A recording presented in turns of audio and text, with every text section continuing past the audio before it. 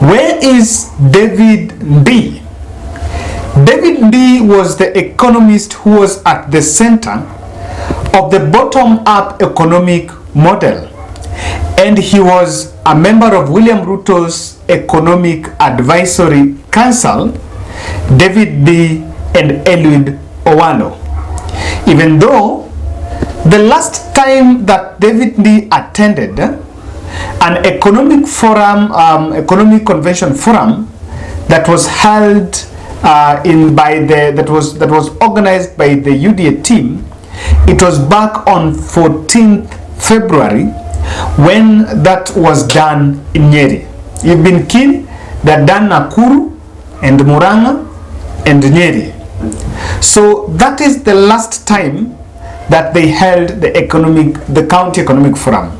The county economic forum is what will culminate on what is known as the county economic charter. Now, the one that David Ndii attended last was in February, and I want you to listen to his speech. I'm going to give you that. But then another development that has happened is Eliud Owalo, who is also a member of that council, is been missing in action. When they held the Murang'a, the Nakuru, he did not attend, and even the Nyeri one, he did not attend. But Eliud Owalo, in his capacity, was also William Ruto's focal person from Nyanza. That position has been handed over to Migori Governor Zachary Okoth Obado. So technically, even the economic forum, I think, for the Nyanza counties had not been done, and it was just supposed to be done wholesomely once, and that was not done.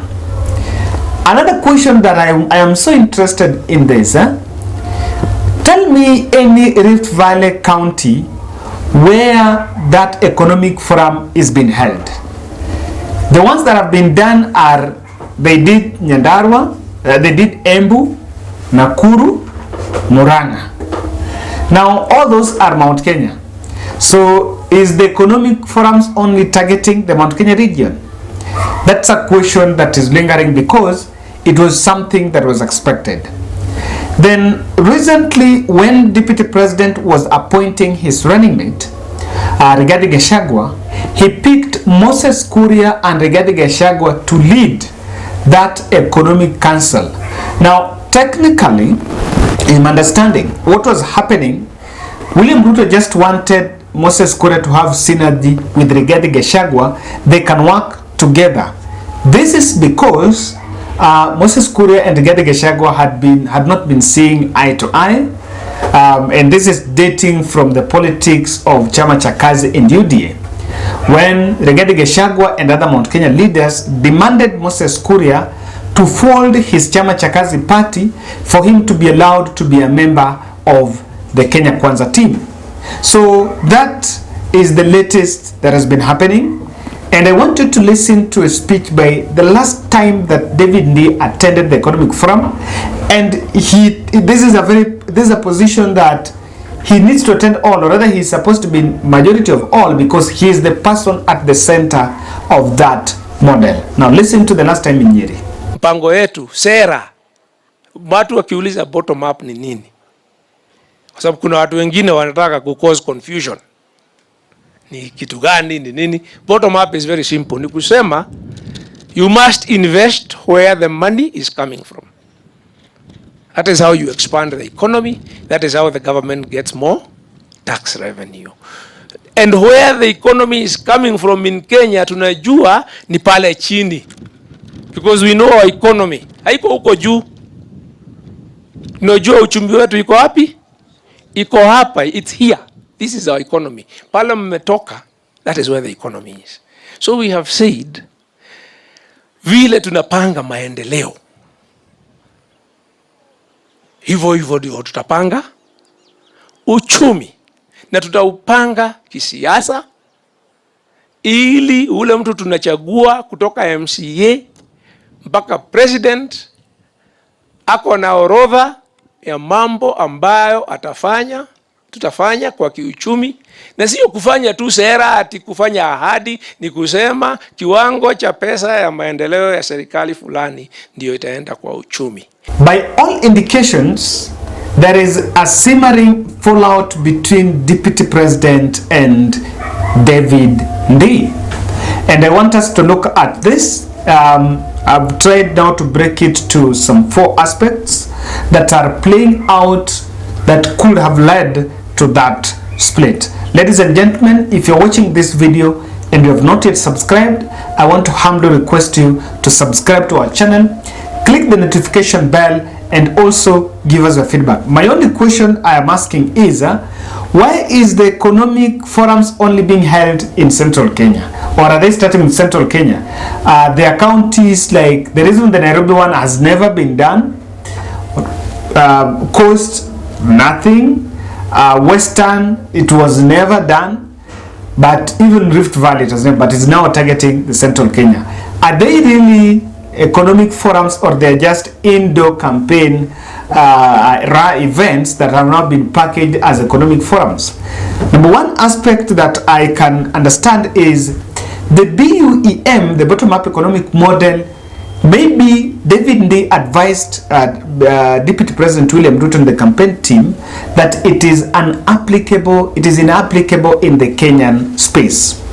In the applicable because at some point, David Ndii's wife, Mwende Gatabaki, was appearing in a TV47 interview, and I think I analyzed it here, and she mentioned that she discussed with the husband, and the husband was telling her that the bottom-up economic model was only meant for the poor counties. It is not applicable in Kiambu, in Nairobi, in Nakuru, but it is for the village poor counties, where the counties that then need to be uplifted. So this time round, he's in the UDA team. Yeah. He's their strategic advisor.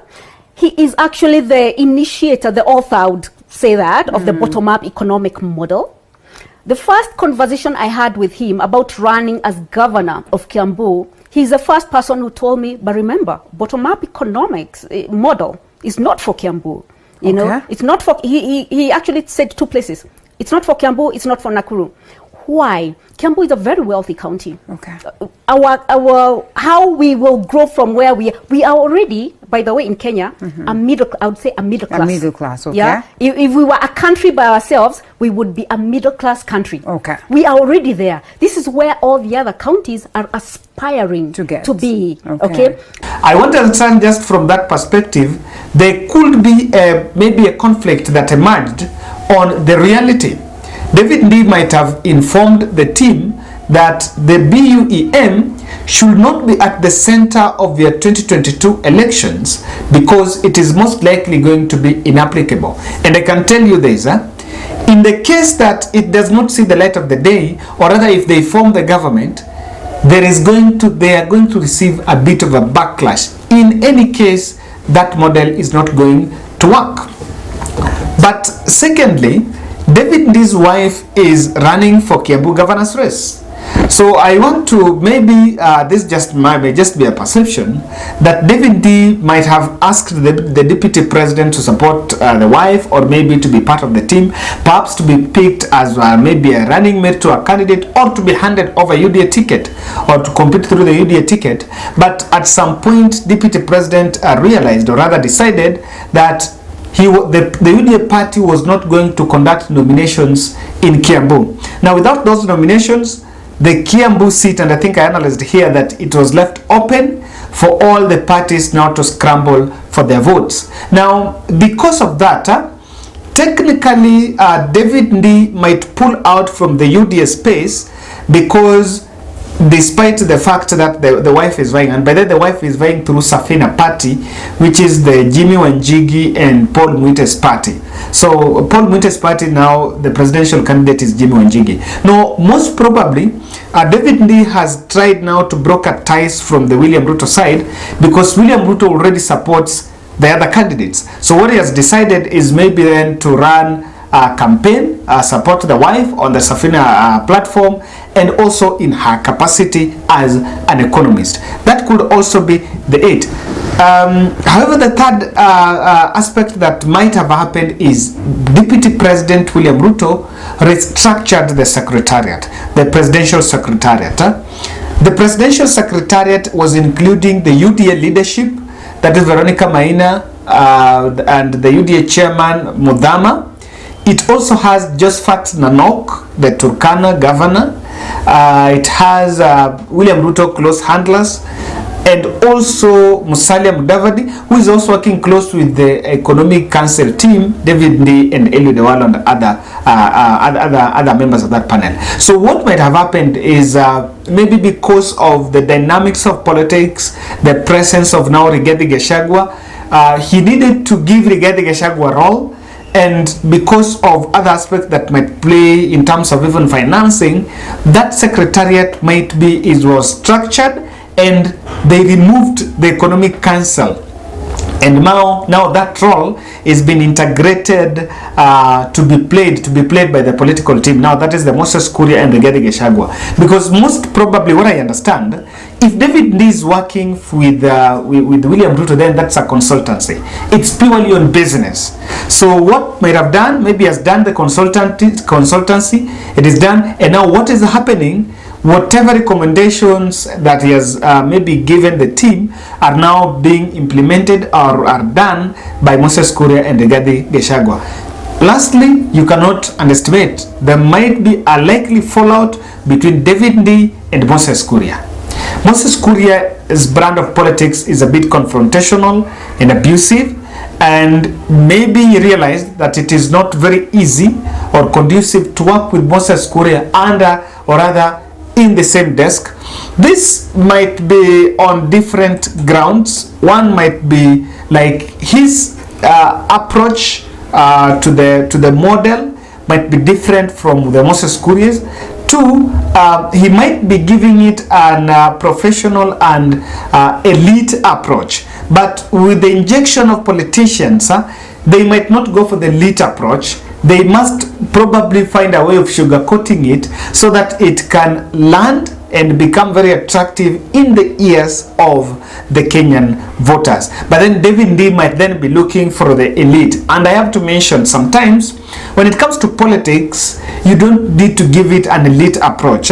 I saw a joke where someone was saying, and I'm just bringing this from Martha Karua, that Martha Karua was lecturing the youths in central Kenya that you need to do this, and instead of heckling me, whatever you are heckling, come and grab this microphone and tell me so that you can explain the bottom-up economic model. Now, that sometimes is the approach. That approach might not be working, because what I understand is the bit of BUEM is just posturing in front of voters. So ladies and gentlemen, you can also explain to us, maybe if you're privy to this, on what exactly is happening that David Ndii is not now so much key player in terms of these economic forums. I checked his Twitter page, and there is a heated debate between him, because people are saying that he's working with Ruto after increasing the stakes with Raila Odinga after that working together in 2017. What are your thoughts?